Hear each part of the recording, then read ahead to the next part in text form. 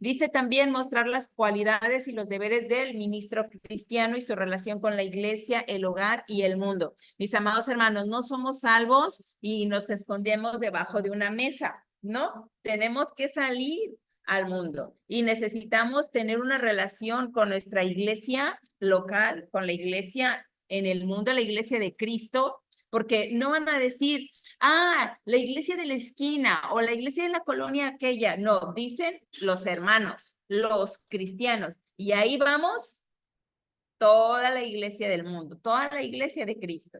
Lo que usted y yo hagamos para menospreciar la cruz o lo que usted y yo hagamos para glorificar el nombre de Dios impacta a la iglesia de Dios en todo el mundo.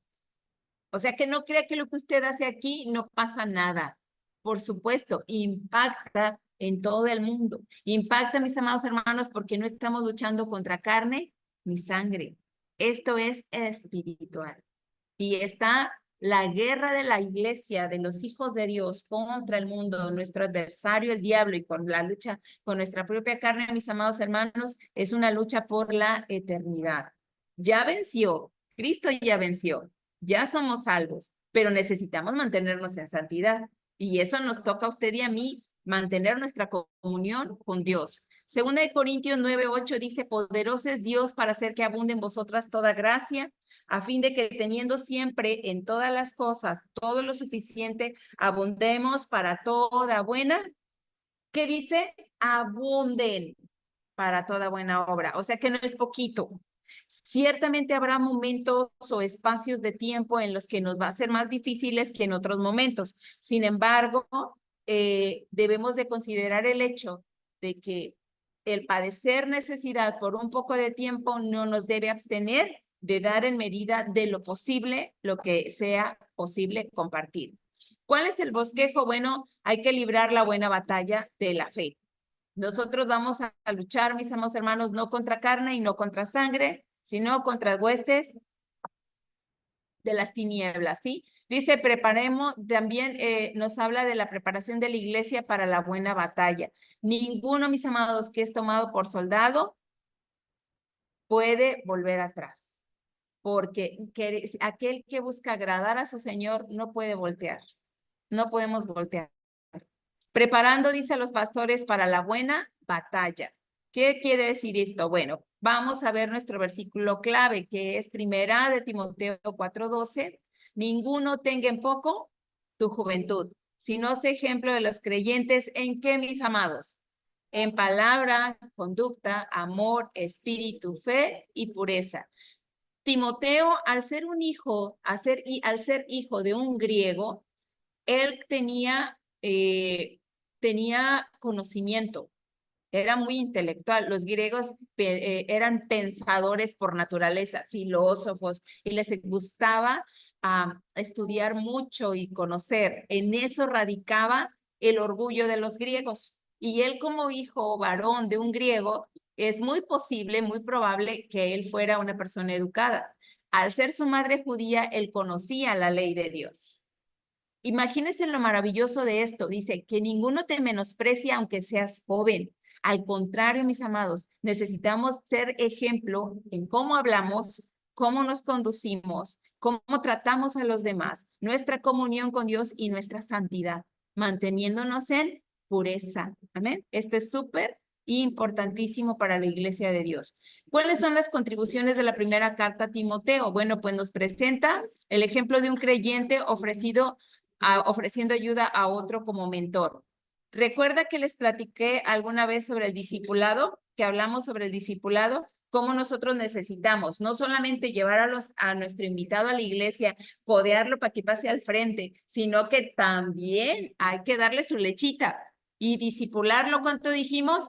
Mínimo 1 año, mínimo. Así que si usted ya está invitando a alguien, tiene a alguien en la mira, aproveche y desde ahorita predispóngase, mínimo 1 año, hasta que quede bien firme. Recuerde cuando Jesús fue a buscar fruto y no encontró y dijo que hay que quitarla. Y que dijo, Señor, dame 1 año para acabar alrededor. Y si después de 1 año no da fruto, entonces sí, ¿verdad?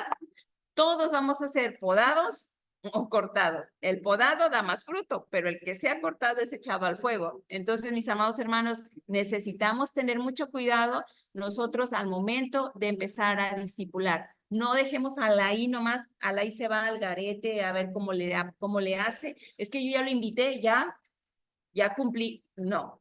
Discipular, ir y hacer discípulos. Ay, pero es que ya me cansé. Bueno, si después del tiempo propicio, que ya le enseñamos, que ya le insistimos, que ya lo cuidamos, no funciona, pues lo dejamos, ¿verdad? A que Dios haga la obra y usted de cuando en cuando, pues así como Pablo, después de que las fundó y las dejó establecidas, le mandó su cartita, ¿verdad? Después de un tiempo. No podemos así como dejarlo al olvido, porque somos responsables de extender el reino, ¿ok? Ahora dice que también dirige a Timoteo como su verdadero hijo en la fe, instruyéndole en cómo llevar el ministerio. Nosotros no lo podemos dejar al garete a nadie, tenemos que enseñarle cómo es este asunto de obedecer a Dios. Y para ello nosotros necesitamos ser su ejemplo. ¿Ok? Ahora, para los que tenemos hijos, recordemos que nuestros hijos no son salvos hasta que ellos tomen su propia decisión de seguir a Jesús, confiesen sus pecados, lo declaren como su Señor y empiecen a seguirlo. Nuestros hijos no son nietos de Dios, necesitan arrepentimiento. Nuestros nietos no son hijos de Dios hasta que le confiesen y le crean y le declaren como su Señor. Y es su chamba, es mi chamba, ministrar a los de nuestra casa. ¿Okay? También nos enseñó en cuanto al ministerio cristiano una epístola que ninguna otra. Se enfocó en el carácter de aquellos que ministran a otros, es decir, los líderes de la iglesia, con un compromiso altamente visible y una vida hogareña disciplinada. Si no podemos ordenar nuestra casa, ¿cómo vamos a andar por ahí desordenados? Una vez alguien me dijo, ¿y cómo le haces? Pues a veces me tengo que dormir más tarde, porque si trabajas, si estudias, si ayudas en tu casa y quieres servir a la iglesia, tienes que ser diligente en todo y dar testimonio en todo. Porque yo no me puedo ir a mi casa no me puedo ir a la iglesia a andar sirviendo a otros si yo antes no fui testimonio para los de mi casa, si yo antes no arreglé mi recámara, mi cuartito, mi esquinita, mi pedalado de la cama, lo que me toque. Si la mamá me dijo, mañana necesito que lavemos las ventanas, pero yo ya tengo un compromiso en la iglesia, entonces me levanto más temprano o me duermo más tarde o busco un espacio, pero yo no me voy sin antes haber cumplido la instrucción. Porque escuchen, si eres joven, la palabra te enseña, honra a tu padre y a tu madre. Y la honra no significa obedecer solo lo que me dicen, sino que yo voy a hacer todo lo que yo sé que ella y él, mis padres, me han pedido o que yo sé que ellos necesitan. ¿Por qué? Porque Jesucristo no vino solo a obedecer al Padre, vino a honrar al Padre. Y él hizo todo lo que el Padre le pedía, porque él sabía lo que el Padre quería. Porque, ¿qué dijo? El Padre y yo uno somos. Entonces Jesucristo es nuestro mejor ejemplo. Y dice, yo no digo nada de mí mismo si no me fuera dado del Padre. Yo les hablo de lo que el Padre me ha dado. Entonces, si yo quiero ir a dar a otro testimonio de quién soy en Cristo, no puedo ir y dejar mi casa patas arriba y deshonrar a mis papás y venir aquí a querer ser ejemplo de qué. Recuerde, usted y yo somos ovejas y nos reproducimos en otras ovejas. Y si yo estoy mal, voy a dar a luz ovejas desordenadas. No sé si me estoy explicando con esto. ¿Sí? Por eso Pablo se ocupó de discipular a Timoteo para que a su vez él discipulara a la iglesia de Éfeso. No es nomás así como que, ay, Pablo le mandó una carta porque era el pastor de Éfeso. No, mis amados hermanos, lo discipuló para que él discipulara a otros en la sana doctrina. Amén. Dice, no se deben interpretar las cartas pastorales como un manual de organización eclesiástica.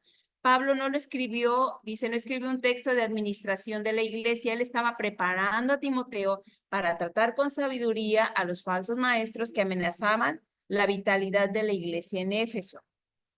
En su segunda carta, Pablo le escribe también a Timoteo desde Roma y está próximo, dice, a ser martirizado. Solo Lucas está con él. ¿Recuerdan a Lucas, el doctor? Bueno, Pablo anhela que Timoteo vaya a verlo antes de que llegue el invierno. Seguramente esta fue la última carta que le escribió. Y en esa carta, en la segunda, dice, me traes por ahí mi capa, ¿verdad? Recordemos que la capa era muy importante para todos los hombres en esa época. Dice, ¿cuál es el propósito? Bueno, exhortar a Timoteo acerca de la fidelidad, de la persistencia, de la sana doctrina, del peligro de la apostasía y de su ministerio. ¿Cuál es el versículo clave? Bueno, el versículo 15 del capítulo 2. Procura con diligencia presentarte a Dios aprobado como obrero que no tiene de qué avergonzarse, que usa bien la palabra de verdad. Y este versículo lo decíamos en los sábados, en los sábados de jóvenes en mi congre cuando éramos jóvenes y que yo teníamos la reunión. Siempre lo repetíamos, procura con diligencia presentarte a Dios aprobado. Y yo le decía, ya, y yo era líder de jóvenes en ese entonces, le decía, realmente tuvimos una semana aprobada, porque venimos el sábado, sí, de jóvenes y todo muy padre. Ok, sí, aquí te ves muy santo, muy pro, muy todo, muy cristiano, pero realmente nuestra semana ha sido aprobada delante de Dios, porque hoy nos venimos a presentar a su casa, pero es aprobado todo lo que yo hice, lo que pensé, lo que dije, lo que me abstuve, realmente dice que no tiene de qué avergonzarse. Si el Señor nos dijera y nos preguntara, ¿cómo fue tu semana esta semana? Que se sentara así como ustedes y yo ahorita que nos viéramos de frente con Jesús y que me diga, ¿qué tal tu semana? ¿No nos avergonzaríamos de nada?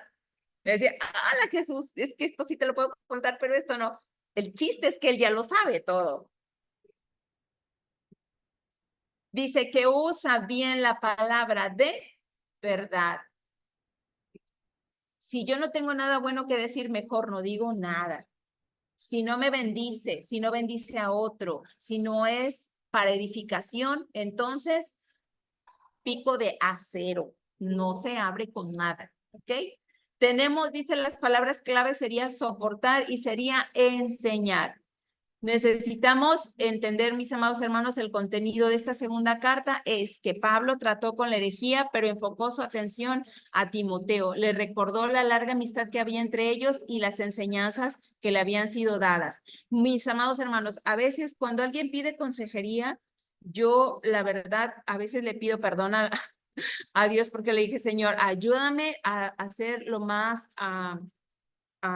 asertiva posible, es decir lo que tengo que decir, pero de la forma más bonita posible. Pero no podemos engañarnos, mis amados hermanos, no podemos andarnos por las ramas cuando alguien ya conoce la palabra, cuando alguien ya conoce la doctrina. Tú no le puedes decir, ah, hijito, es que mira, no, no, no. ¿Qué dice? Insistió en que fuera leal a la enseñanza y a la práctica. Es decir, cuando una persona ya ha sido instruida en la palabra, no le puedes hablar con cariñitos y con así, con pincitas ni con algodoncitos. Mis amados, la palabra es real, es eficaz, es como espada de doble filo. Una es para bendición, para salvación, para hacerte crecer, pero la otra es para corregirnos, sí o sí. Y yo le pregunto, ¿una zarandeada ahorita en misericordia o una eternidad sin Cristo? Escojamos. Y a veces dice, es que me fue muy dura conmigo. Yo no fui dura contigo. Yo te estoy diciendo lo que dice la palabra. Y si tienes un reclamo, reclámale a tu creador, no a mí. A mí me viniste a preguntar, yo no te voy a decir de lo que yo, Nancy, piensa. Uy, no, yo te puedo dar una palmadita en la espalda y te puedo decir, ay, sí, lo siento mucho, qué pena me da. Vamos a llorar juntas. No, mi amado. ¿Qué dice la palabra? Sacúdete el polvo y síguele. A veces, mis amados hermanos, es tiempo de soltar, a veces es tiempo de insistir. Hay tiempo, dice la palabra, para todo debajo del sol. Pero ¿cómo vamos a saber cuándo y qué hacer cuando usted y yo consultemos la palabra? Ahora, había herejía, porque también lo animó, dice, a enfocar sus esfuerzos en el desarrollo de los fieles. Mis amados hermanos, usted quiere madurar, quiere crecer, acérquese a los fieles en la fe. No se junte con cualquiera. Mire, si su debilidad es el chisme, pues no organice la uva, no se junte con las hermanas que les encanta lo mismo. Huya de ahí. Si su debilidad es, no sé, cualquier otra cosa. La verdad es que cuando uno llega nuevo a la iglesia, ¿quién cree que se acerca? Es como si hubiera un radar así y se juntan. Cuando andan en la carne, porque hay cristianos carnales, los inmaduros, mire, pareciera que atraen un imán. Y entonces necesitamos nosotros discernir dónde sí puedo sembrar mi amistad, mi confianza y dónde no. Entonces, vamos a enfocar nuestro desarrollo en los seguidores fieles. Acérquese a los fieles en la fe. Aquellos que dicen, me gusta cómo ora, así quiero aprender a orar, me junto con él. Es que ellos sí sabe de la palabra, le voy a preguntar, me quiero juntar, quiero saber cómo le hace, a qué hora estudia, qué libros consulta, cuántos versículos lee o cuántos capítulos estudia en la semana. ¿Me explico? Necesitamos estimularnos unos a otros con salmos y cánticos espirituales, no con lo mismo que yo cojeo. Porque si lo mío son los videojuegos y me junto con el otro que va a la iglesia a la hora de la reunión, me está contando con qué nivel voy y cuántas vidas me quedan, pues no funciona. Así no funciona. ¿Ok? Tengo que ir a más. Porque aunque las vidas que te ganes en el videojuego no se comparan con la eternidad en Cristo. Así nomás, ¿verdad? La herejía. ¿Había herejía? Sí. Y la herejía es una idea, un conjunto de ideas religiosas, pero contrarias a la doctrina.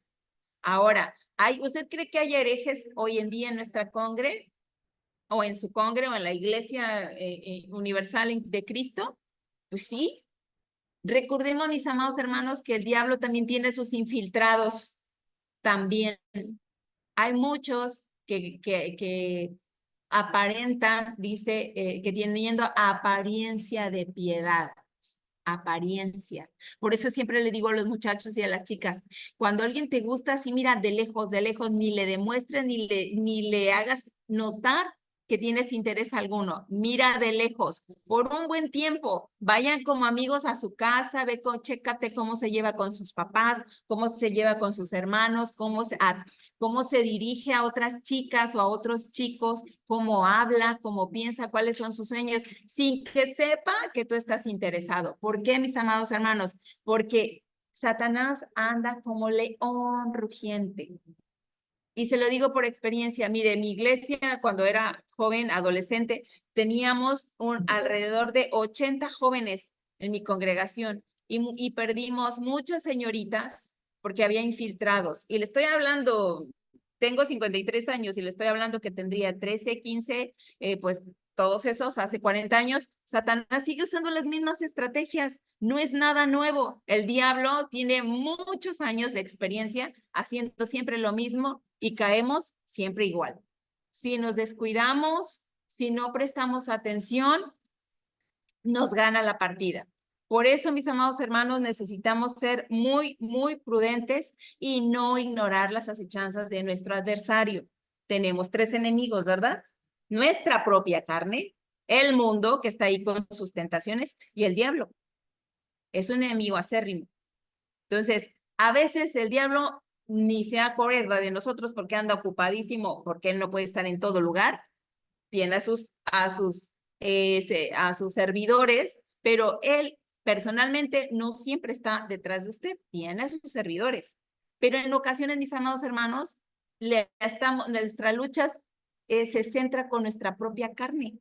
Nuestra propia carne es la que nos hace tropezar una y otra vez, porque no hemos entrenado nuestra mente, no hemos entrenado nuestra lengua, no hemos sometido nuestra carne a Dios. Y nuestros pensamientos nos ganan, nuestras acciones nos ganan y luchamos cada día con nuestra propia carne. Y esa la tenemos que dominar. Nuestro adversario, el diablo, ya tiene una misión, sí o sí.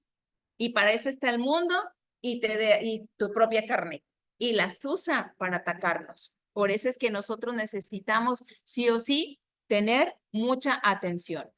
Bien, entonces, aquí están, dice, las obras de la carne, Gálatas 5:19. Sí, hay discordia, libertinaje, idolatría, enemistades y rivalidades. En fin, ahí están todos, ¿no? Bueno, el 58% dice no es necesario congregarse. La gente piensa que no es necesario congregarse. Dice la palabra, no dejen de congregarse como algunos tienen por costumbre. No puedes dejar de congregarte. Ocasionalmente, por alguna necesidad, por algún contratiempo, por alguna situación, enfermedad, economía, lo que sea, pero que no sea tu costumbre. Que tu costumbre sea asistir, no faltar. ¿Ok? Dice que el 59% de la población que conoce a Dios cree que el Espíritu Santo es una fuerza, no una persona. Y el Espíritu de Dios es una persona, se contrista. El 57% son estadísticas que hay en este momento sobre la iglesia. Dice el 57% de la población de los 18 a los 34 años no creen que el aborto sea un pecado. Cuando Dios dice, yo vi tu embrión, y el embrión es cuando todavía no tiene posibilidad de vivir fuera del útero, pero ya está formado, es ya el óvulo y el espermatozoide ya se fundieron y ya están así, la supermultiplicación de las células para que usted y yo salgamos tan hermosos como estamos hoy día. Entonces, recuerde, ahorita ha de haber más de alguno riéndose y preocupándose, pero la belleza es subjetiva. La belleza no radica en el objeto o en la persona, radica en el que lo aprecia. Entonces, si usted no me aprecia, qué pena, pero Dios se lució con cada uno de nosotros. Amén. Así que en la población piensa, muchos de la gente hoy día piensa de nuestros jóvenes, adolescentes, estamos hablando entre los 18 y 34, si usted está después de ese rango y de aún así piensa que no es un pecado, estamos en problemas, ¿no? Dice, 6 de cada 10 personas encuestadas creen que la creencia religiosa es una cuestión personal y que no existe. O sea, tú puedes creer que el aire es Dios y no pasa nada, o cualquier cosa está bien. Tu dinero, tú mismo, tú haces tu propio destino, tú no pasa nada. Y es negar la existencia de Dios. Ahora el 51% de los millennials, es decir, la gente entre 18 y 34 años, cristianos, creen que la homosexualidad en la Biblia está desactualizada. Y hoy tenemos marchas y colores y cuanta cosa por todos lados, porque incluso nuestros jóvenes y nuestros adultos jóvenes cristianos piensan que no es malo, que no pasa nada. Mucha gente, mis amados hermanos, cree erróneamente que como Dios es amor, Dios va a perdonar todo. Y no es así. Si alguien le vendió ese evangelio, yo le invito a que estudiemos la Biblia otra vez.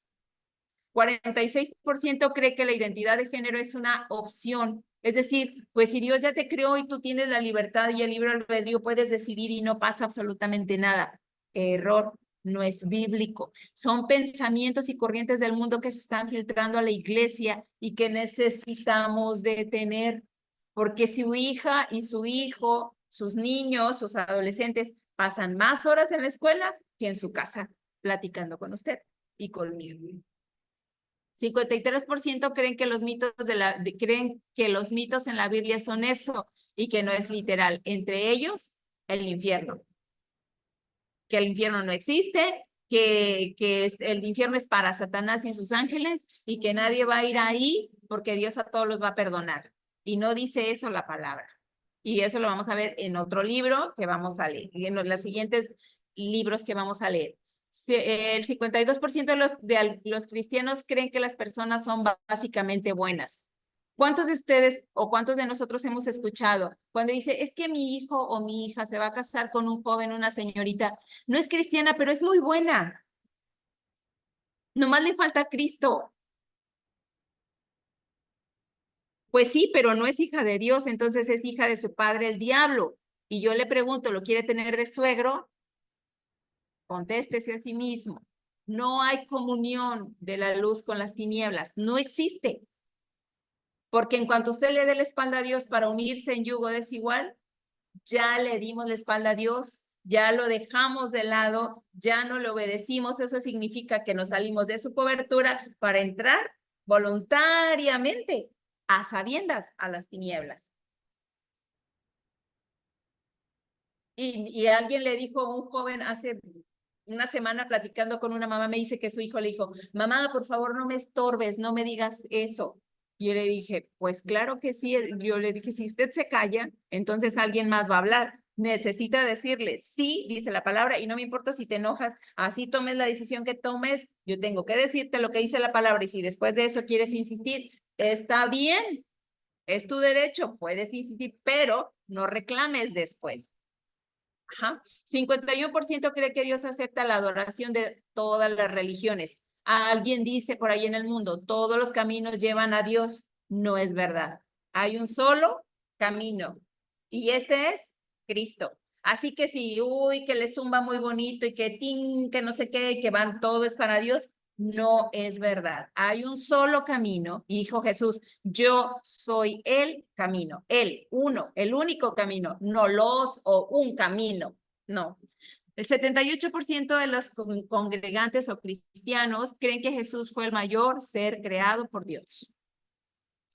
Muchos cristianos aún tienen esa idea. 78% de la población mundial, perdón, piensa que Jesús es un ser creado por Dios, el mejor hombre que existió, pero que no es el Hijo de Dios. Y esto es una mentira. Por lo tanto, nosotros, mis amados hermanos, necesitamos entender que Jesús sigue siendo y es el único Hijo de Dios verdadero.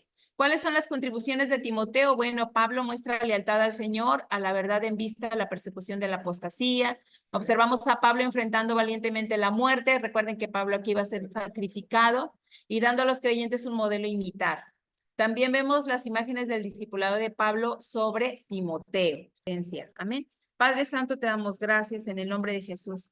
Gracias, precioso Rey, por tu misericordia, tu amor, tu favor, por tu cuidado, Señor, por cada uno de nosotros. Gracias, Señor, por tu misericordia en la cruz del Calvario. Gracias, Señor, por el Espíritu Santo que intercede por nosotros con gemidos indecibles, que nos recuerda todas las cosas que tú ya nos has hablado, Señor, y nos guía a la verdad. Padre, en el nombre de Jesús, bendecimos a cada uno de mis amados hermanos en la fe y te pedimos, precioso Rey, si alguno tiene falta de algún bien, Señor, tú proveas lo necesario. Precioso Rey, si alguno padece de enfermedad, que tú traigas salud, Señor, conforme a tu propósito para su vida, en el nombre de Cristo Jesús. Padre, gracias por cada petición que está delante de ti. Yo te pido, Señor, que inclines tu oído, Señor, al clamor de tus hijos y que, Señor, y tú respondas conforme a tu propósito, a tu voluntad para la vida de ellos y sus familias. Te doy gracias en el nombre de Jesús. Amén. Mis amados, que el Señor les bendiga. Nos vemos el próximo sábado. Amén. Bendiciones.